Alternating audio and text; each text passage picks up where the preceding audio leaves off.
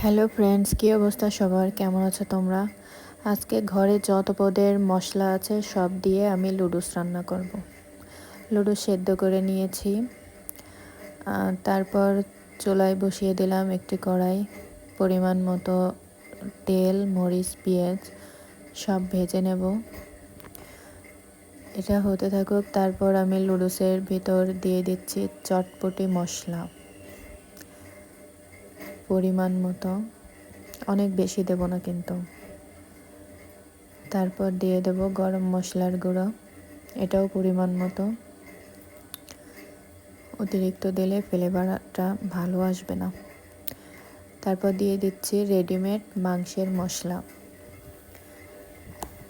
এটাও পরিমাণ মতো দিয়ে দেব। তারপর দেব স্বাদ অনুযায়ী লবণ। এরপর আমি মরিচ পেঁয়াজ ভাজার ভিতর লুডুস ছেড়ে দিচ্ছি। একটু নেড়ে নেব, নাড়াচাড়া দিয়ে তারপর এর ভিতর দিয়ে দেব 2টা ডিম। এখন যত সময় না লুডুস হবে আমি রান্না করতে থাকব।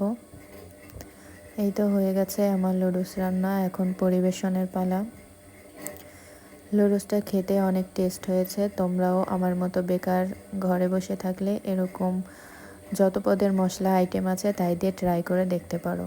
অসাধারণ হবে স্বাদ।